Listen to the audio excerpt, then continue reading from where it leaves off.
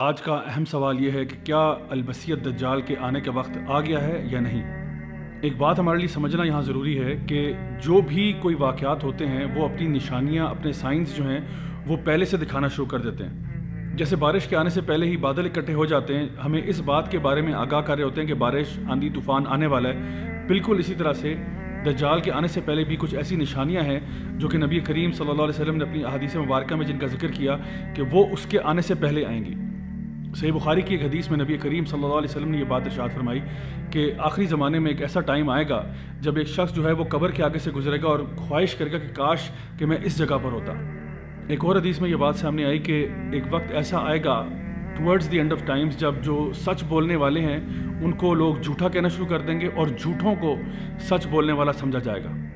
اس کا اندازہ آپ خود ہی لگا سکتے ہیں کہ آج جو لوگ بھی میڈیا پر آ رہے ہیں، جو لوگ بھی اپنے اوپینینز کو سامنے لے کے آ رہے ہیں، اکثر و بیشتر وہ لوگ ہیں جن کا نہ تو دین سے کوئی تعلق واسطہ ہے اور اکثر وہ باتیں کہتے ہیں جس میں کوئی صداقت نہیں ہوتی۔ ہمارا اپنا وقت جو ہے وہ دین حق سے زیادہ، اللہ کی کتاب سے زیادہ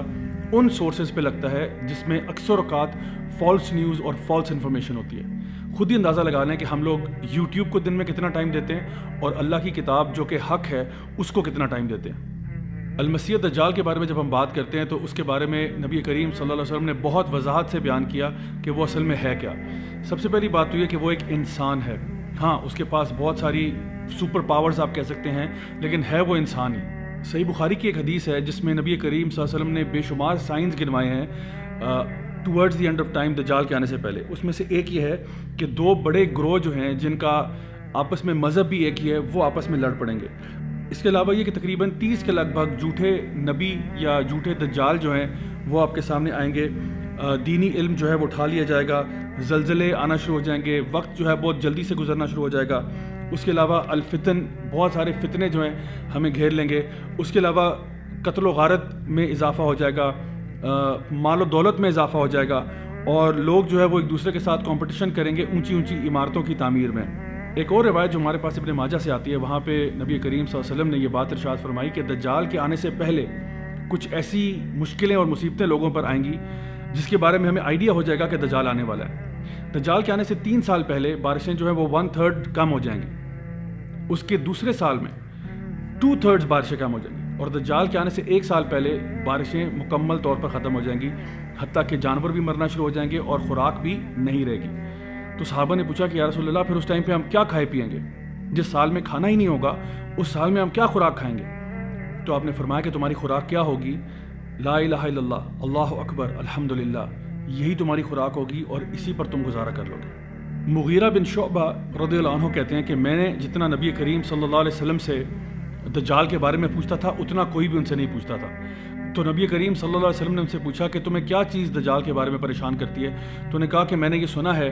کہ دجال جب آئے گا تو وہ اپنے ساتھ ایک روٹی کا پہاڑ لے کر آئے گا اور لوگوں کے پاس اور کچھ نہیں ہوگا۔ تو آپ نے فرمایا کہ جو کچھ بھی وہ کرے گا یاد رکھو کہ وہ اللہ تعالیٰ کی مرضی سے ہی کرے گا، اللہ کی اجازت سے کرے گا۔ یعنی کہ میں اس کو آسان الفاظ میں یوں بیان کروں گا کہ آپ یہ مت سمجھیں کہ اللہ سبحانہ تعالیٰ ایک طرف ہے اور دجال ایک طرف ہے۔ یعنی دجال جو ہے وہ اللہ کی مخلوق ہے، کوئی اللہ کے خلاف کوئی اپوزنگ پاور اس طرح سے نہیں ہے کہ ہم اس کو اپنا اتنا سر پہ چڑھا لیں کہ سمجھے بس دجال آ گیا تو کیا ہو گیا۔ یعنی وہ ایک اللہ کی طرف سے آزمائش ہوگی ہم سب کے لیے، ایک بہت بڑا ٹیسٹ ہوگا، ایک بہت بڑا فتنہ ہوگا۔ لیکن کبھی بھی انسان کو یہ نہیں سوچنا چاہیے کہ پاور ساری اس کے ہاتھ میں نہیں۔ اللہ سبحانہ تعالیٰ جو ہے القوی ہے، اللہ تعالیٰ جو ہے وہ ہر چیز پر قادر ہے۔ تو جس طرح سے اللہ تعالیٰ نے شیطان کو بھی لوگوں کے ٹیسٹ کے لیے بھیجا، بالکل اسی طرح سے المسیح الدجال جو ہے وہ بھی ایک آزمائش ہے، ایک امتحان ہے بلیورز کے لیے، اور ایسا امتحان ہے جس کے بارے میں نبی کریم صلی اللہ علیہ وسلم ارشاد فرماتے ہیں کہ کوئی نبی ایسا نہیں گزرا سوائے اس کے کہ اس نے اپنی قوم کو المسیح الدجال کے فتنے کے بارے میں نہ بتایا ہو۔ اور آپ صلی اللہ علیہ وسلم نے یہ بات ارشاد فرمائی کہ کوئی فتنہ اتنا بڑا نہیں ہے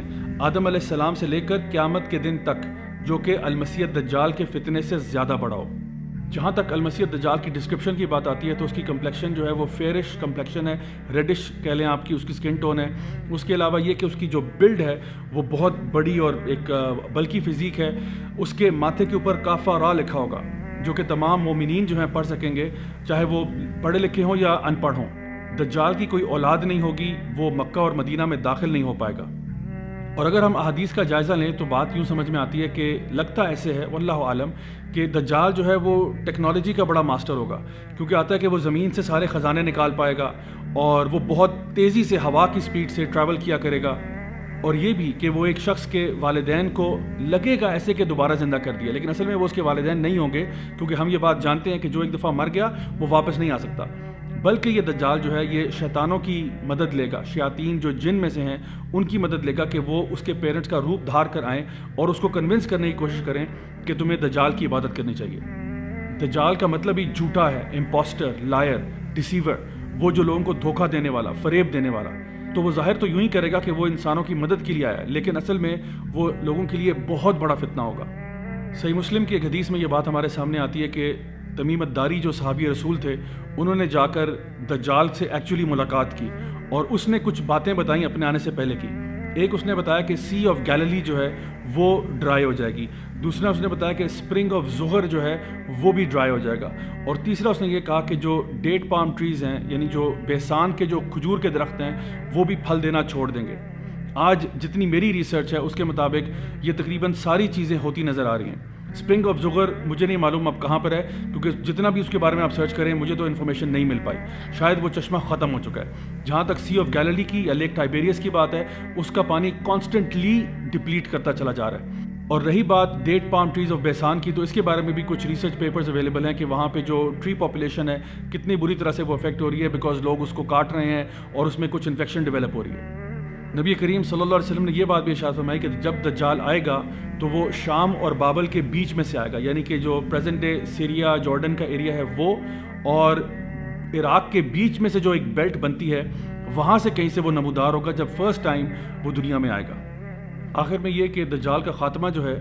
وہ عیسیٰ علیہ السلام کے ہاتھوں ہوگا۔ عیسیٰ علیہ السلام کو جب دجال دیکھے گا تو لٹرلی وہ پگھل جائے گا۔ حدیث میں جو الفاظ آتے ہیں وہ یہ ہے کہ اس طرح پگھل جائے گا جیسے نمک پانی میں گھل جاتا ہے، اس طرح سے دجال پگھل جائے گا، کیونکہ اس کے سامنے اللہ تعالیٰ کا ایک نبی اور رسول آ چکا ہے، اور جو جھوٹے کا جھوٹ اور فریب ہے وہ اب اس کے آگے ختم ہو جائے گا۔ Now my dear brothers and sisters, آپ یہ ساری باتیں سننے کے بعد سوچ رہے ہوں گے کہ تو کیا اس کا مطلب ہے کہ دجال آنے والا ہے، کیا اس کا وقت آ چکا ہے؟